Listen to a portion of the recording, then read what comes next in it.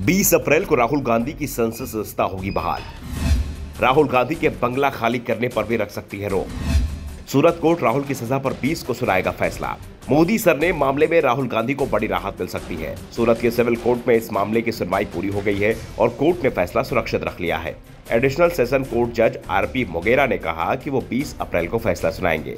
राहुल गांधी को CJM court ने 2 साल की सजा दी है, जो इस केस में अधिकतम सजा है। 2 साल की सजा मिलने से राहुल गांधी को संसद सदस्यता के अयोग्य घोषित कर दिया गया था और उसके एक दिन बाद ही राहुल गांधी को सांसद की हैसियत से मिला 12 तुगलक लेन वाला बंगला खाली करने का निर्देश भी लोकसभा सचिवालय से सुना दिया गया।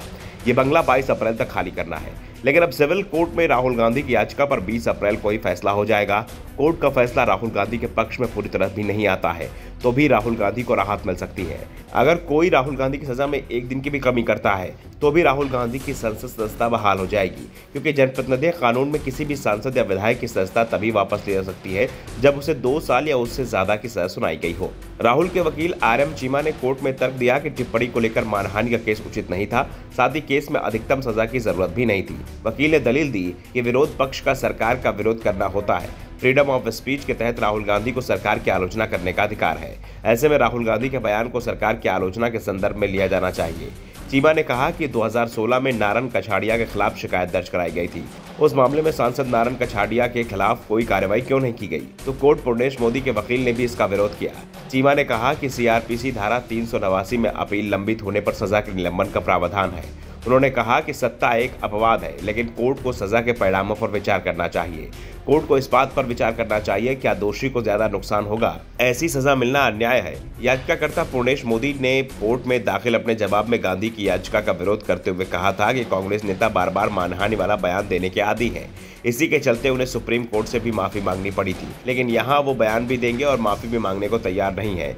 अब निगाह 20 अप्रैल को आने वाले फैसले पर है कि जज आरपी मोगेरा क्या फैसला सुनाते हैं। अगर फैसला राहुल गांधी के खिलाफ जाता है तो राहुल की ओर से हाई कोर्ट जाने की तैयारी भी कर ली गई है। इस बीच जज आरपी मोगेरा भी चर्चाओं में है। जज मोगेरा अमित शाह का केस लड़ चुके हैं। मोगेरा 2006 के तुलसी राम प्रजापति केस को हैंडल कर रहे थे, तब अमित शाह गुजरात के गृह मंत्री हुआ करते थे। मीडिया रिपोर्ट्स के मुताबिक मोगेरा ने 2014 तक शाह का केस लड़ा, जब इसकी सुनवाई मुंबई में CBI अदालत में चल रही थी। मोगेरा 2018 में बतौर जज नियुक्त हुए थे।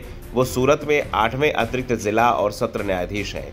कांग्रेस की सबसे बड़ी चिंता यह है कि अगर राहुल गांधी को सजा से राहत नहीं मिलती है तो फिर उनकी संसद सदस्यता बहाल नहीं हो पाएगी। साथ ही वो 2024 और उसके बाद 2029 का लोकसभा चुनाव भी नहीं लड़ पाएंगे, क्योंकि सजा के अंतिम वो 6 साल और ना तो चुनाव लड़ सकते हैं और ना ही किसी संवैधानिक पद पर रह सकते हैं। और कांग्रेस ये बात नहीं चाहती कि अगर वो बिना राहुल गांधी के लोकसभा चुनाव में उतरे, इसलिए पार्टी राहुल गांधी की सजा को रद्द कराने के लिए पूरी ताकत लगा रही है और पार्टी को उम्मीद है कि कोर्ट से राहुल गांधी बरी हो जाएंगे।